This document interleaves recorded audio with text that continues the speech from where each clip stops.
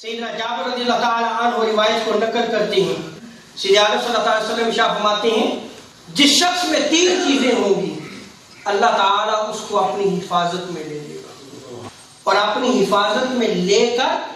اسے جنت میں داخلہ فرمائے گا، وہ جنت میں جائے گا۔ صحابہ نے پوچھا یا رسول اللہ وہ کون سی 3 چیزیں ہیں؟ تو آقا علیہ السلام نے ارشاد فرمایا رفق بالضعیف، جو ضعیف اور کمزور ہے اس کے ساتھ نرمی کرو۔ یہ بات یاد رکھ لیں کہ جو طاقتور ہو، صاحب عزت ہو، صاحب منصب ہو، اگر آپ اس کے ساتھ نرمی اختیار کرتے ہیں تو یہ کمال نہیں ہے، کیونکہ ممکن ہے آپ اس کے منصب کی وجہ سے اس کے ساتھ نرمی کر رہے ہیں، اس کی طاقت کی وجہ سے آپ اس کے ساتھ نرمی کر رہے ہیں۔ نرمی یہ ہے کہ جو آپ سے کمزور ہے اس کے ساتھ آپ نرمی کریں۔ یہ عظیمت ہے، یہ کمال ہے کہ جسے معاشرہ کوئی اہمیت نہیں دیتا، سوسائٹی اہمیت نہیں دیتی،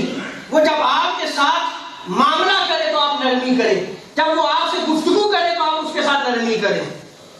اور سیدنا علیہ صلی اللہ علیہ وسلم نے دوسری چیز جو بیان فرمائی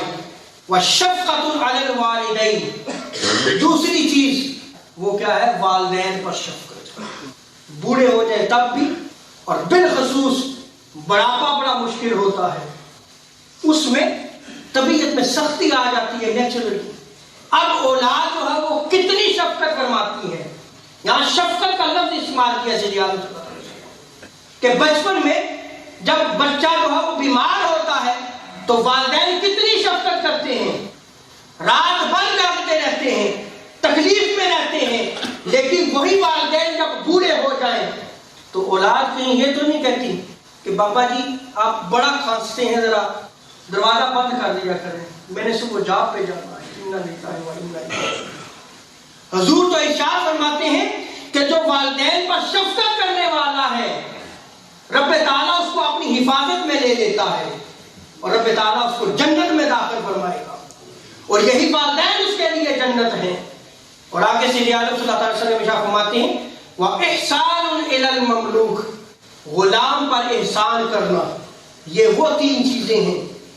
کہ جس میں ہوں گے رب تعالیٰ اس کو اپنی حفاظت میں